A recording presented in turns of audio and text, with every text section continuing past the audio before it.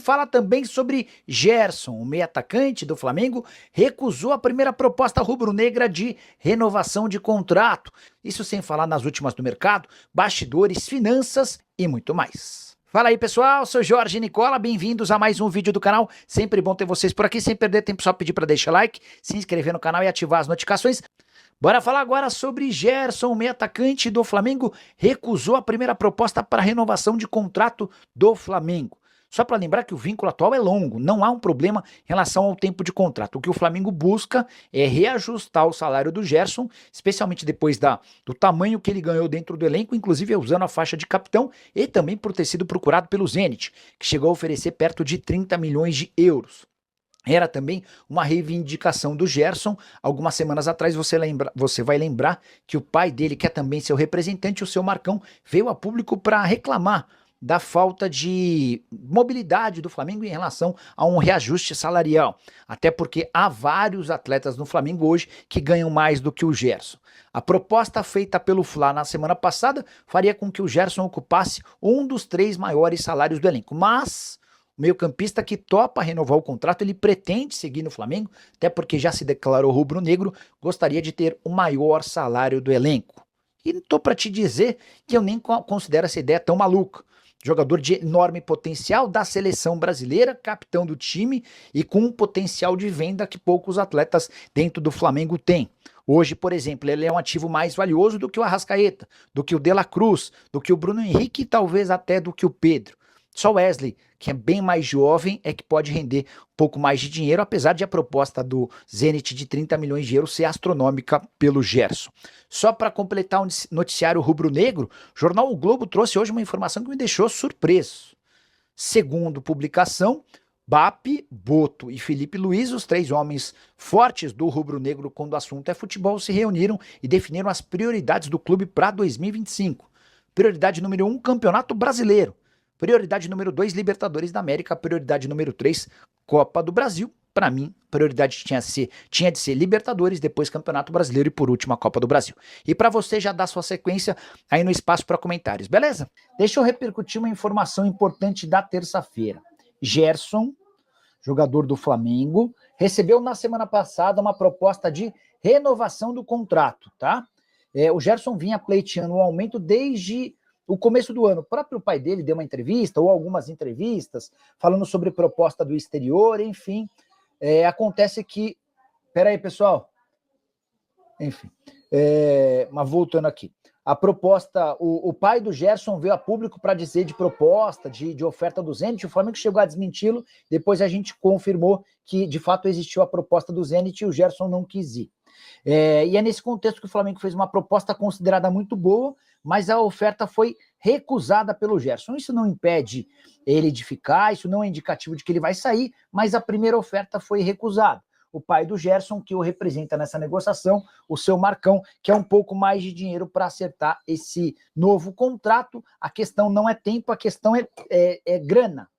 O Gerson hoje deve ter o 8º maior salário do elenco, já acima de R$1 milhão por mês, mas ele tem a intenção de se tornar o jogador mais bem pago do Flamengo, e a alegação é de que ele é mais jovem do que vários dos titulares importantes, jogador de seleção brasileira e com proposta recusada de 30 milhões de euros. Então, com esse pacote, o Gerson se sente no direito de ter o maior salário do elenco. Eu nem acho tão maluco assim. Vamos lá, bora falar um pouquinho sobre o Flamengo. O Flamengo é, para mim, hoje o time mais pronto do futebol brasileiro, tá? Flamengo que definiu de acordo com o jornal Globo suas prioridades para a temporada, e se de fato essa notícia se confirmar, eu acho que é um enorme equívoco.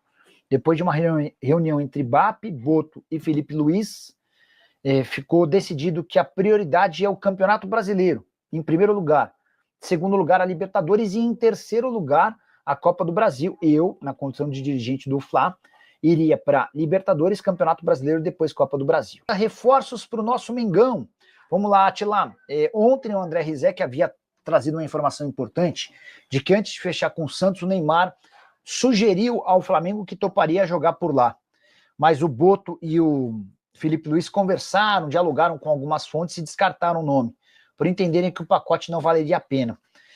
Sobre Jorginho, o Flamengo segue insistindo para que o Jorginho assine o pré-contrato. O empresário do Jorginho assistiu ao Fla-Flu do último domingo, está no Rio, e nessa semana deve haver uma reunião na tentativa de oficializar esse pré-contrato, tá?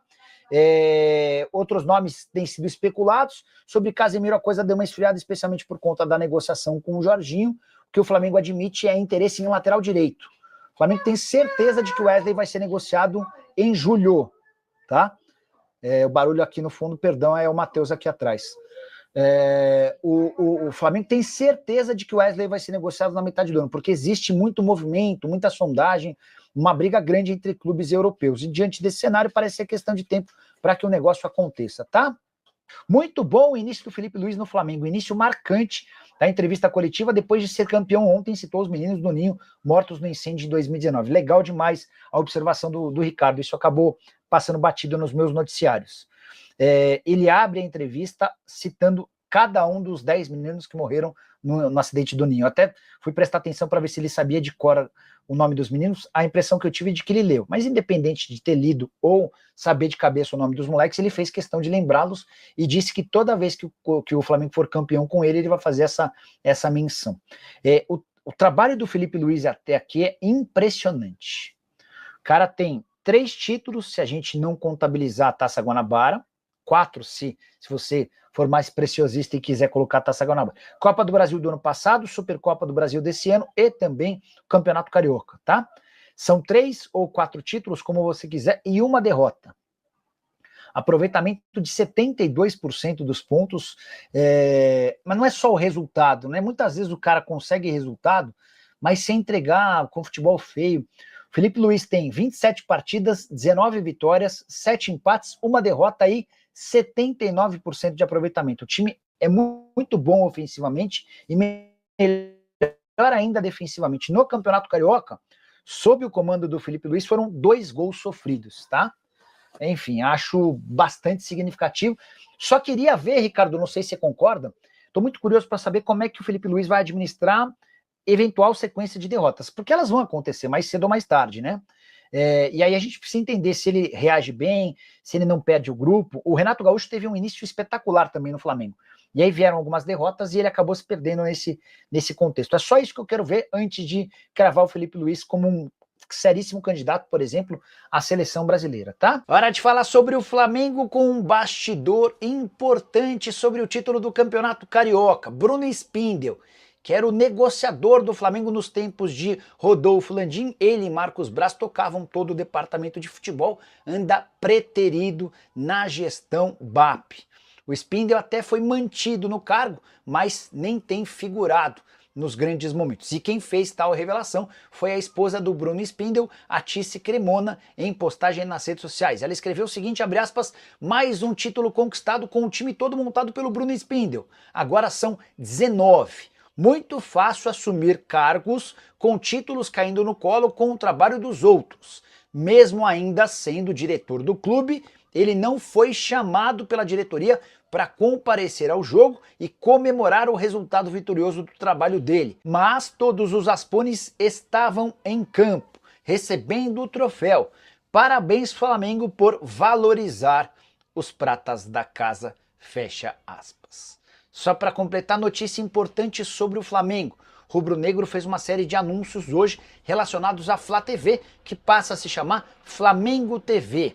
A emissora vai transmitir todos os jogos do Flamengo como mandante no Campeonato Brasileiro pro exterior. Se você é rubro-negro e quiser ver o Flamengo na Flamengo TV, você vai assinar um pacote que vai te permitir assinar um jogo avulso ou todas as 19 partidas como mandante. Quem vai narrar esses jogos é João Guilherme, meu ex-companheiro de Paramount e também de ESPN. 100 profissionais estarão envolvidos no trabalho da Flamengo TV e o objetivo do clube é transformar a emissora num longo espaço, a médio e longo prazo, na segunda maior fonte de receita do rubro-negro. Família, ficamos aqui com o nosso giro de notícias do maior clube do Brasil. Claro que a gente está falando do maior clube do mundo, o Flamengo. E se você gosta do conteúdo, chega aqui deixando seu like, se inscreva no canal, ativa também o sininho de notificação, porque é super importante a sua participação. E a gente vai ficando por aqui. Um grande abraço nesse seu coração. Até o próximo vídeo. E vamos que vamos pra cima.